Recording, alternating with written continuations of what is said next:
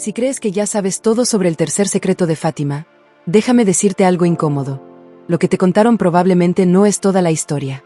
Durante décadas, el documento más esperado por millones de católicos estuvo guardado bajo llave en el corazón del Vaticano. Papas lo leyeron y decidieron no revelarlo. ¿Por qué? ¿Qué podía contener un mensaje escrito por una niña campesina en 1917 que hiciera temblar a los hombres más poderosos de la Iglesia? Hoy vamos a hablar de lo que se dijo, de lo que se ocultó, y de lo que muchos creen que aún no se ha contado. Todo comienza en 1917, en un pequeño pueblo llamado Fátima, Portugal.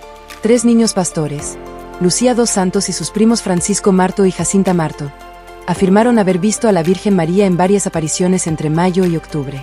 En la última, ocurrió el famoso milagro del sol, presenciado por miles de personas. Hasta aquí, la historia oficial. Pero el punto crítico no fue el milagro, fueron los secretos. La Virgen, según Lucía, reveló 3 mensajes. Los 2 primeros se hicieron públicos relativamente pronto. Una visión del infierno y una advertencia sobre una nueva guerra aún más devastadora si el mundo no se convertía. Y, efectivamente, después de la Primera Guerra Mundial vino la Segunda. Eso le dio a Fátima una aura profética difícil de ignorar. Pero el tercer secreto, ese fue diferente. Lucía lo escribió en 1944, bajo orden de su obispo, y el documento fue enviado al Vaticano. La instrucción era clara. Debía abrirse en 1960 o tras su muerte. El año llegó. El mundo esperaba. La Guerra Fría estaba en su punto más tenso. Misiles nucleares, bloques ideológicos enfrentados, miedo global. ¿Y qué hizo el Vaticano? No lo publicó. El silencio fue inmediato y sospechoso. En 1960, la Santa Sede declaró que el secreto probablemente nunca se haría público. Sin explicaciones detalladas. Sin contexto. Nada. La gente empezó a preguntarse, ¿qué podía ser tan grave que ni siquiera en plena tensión nuclear se atrevieran a revelarlo? Durante décadas, crecieron las teorías. Algunos decían que hablaba de una apostasía masiva dentro de la Iglesia. Otros, que describía la caída moral del mundo occidental. Algunos incluso afirmaban que predecía un colapso interno del Vaticano, corrupción, infiltración ideológica o un papa bajo influencia oscura. El misterio se convirtió en una sombra permanente. No fue hasta el año 2000 cuando el Vaticano decidió hacerlo público, bajo el pontificado de Juan Pablo II. El texto revelado describía una visión simbólica. Un obispo vestido de blanco que caminaba entre ruinas, rezando por los muertos, y que finalmente era abatido por soldados. El Vaticano interpretó esa visión como una referencia al atentado contra Juan Pablo II en 1981. Caso cerrado, no para muchos.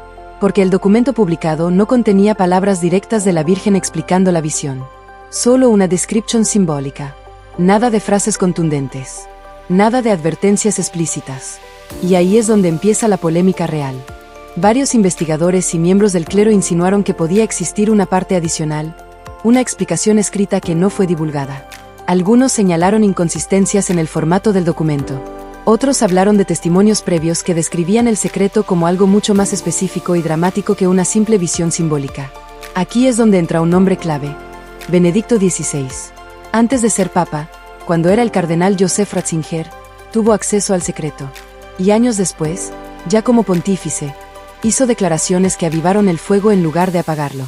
En una visita a Fátima en 2010, afirmó que la misión profética de Fátima no había terminado. Esa frase fue suficiente para que muchos dijeran, entonces, ¿no se cumplió todo en 1981?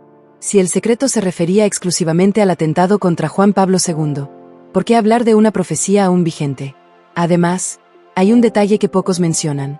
El atentado de 1981 ocurrió el 13 de mayo, fecha de la primera aparición en Fátima.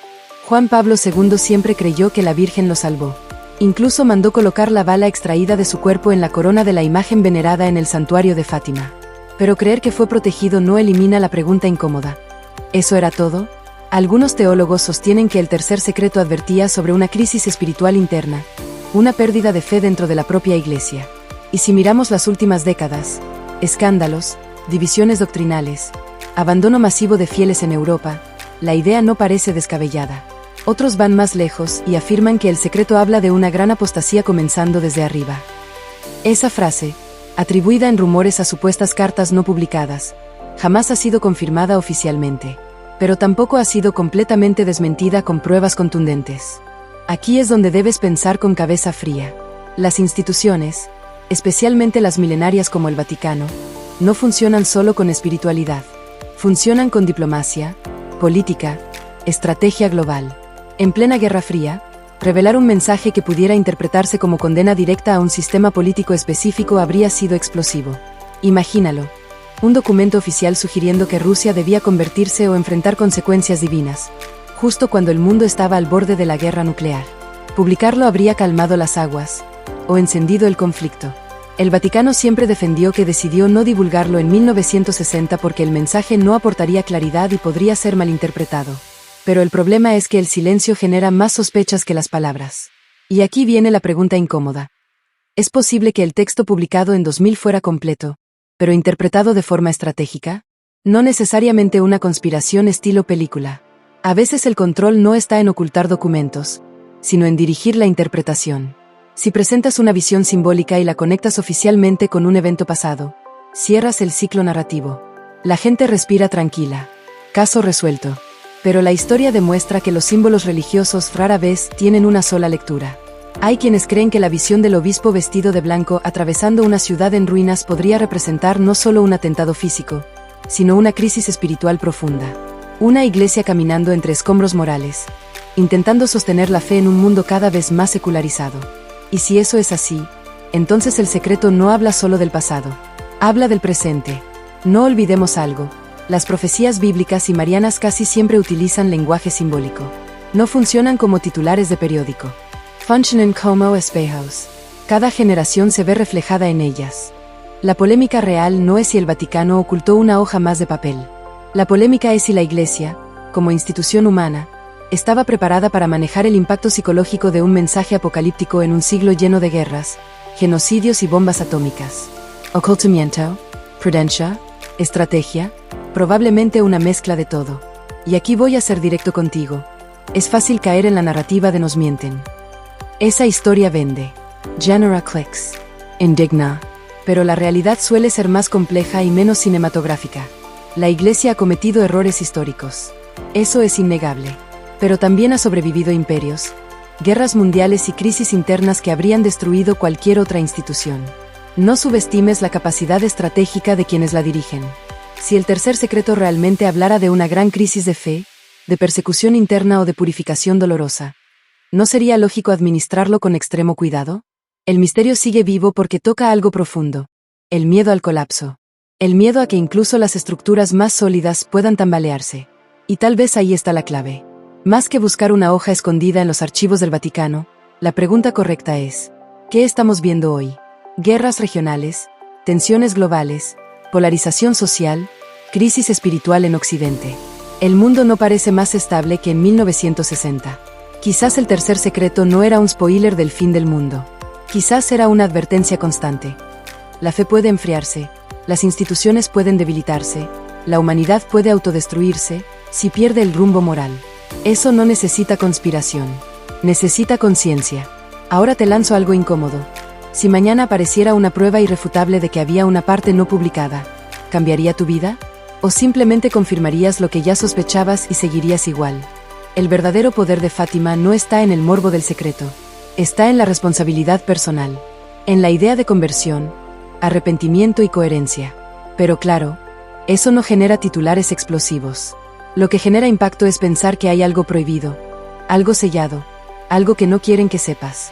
Y quizás lo más provocador de todo es esto. Aunque el Vaticano hubiera publicado absolutamente todo, siempre habría quien creyera que falta algo. Porque el misterio vende, pero la verdad exige compromiso. El tercer secreto de Fátima sigue siendo polémico porque refleja nuestras propias dudas sobre autoridad, transparencia y fe. No solo cuestiona al Vaticano, nos cuestiona a nosotros. ¿Buscamos verdad o buscamos emoción?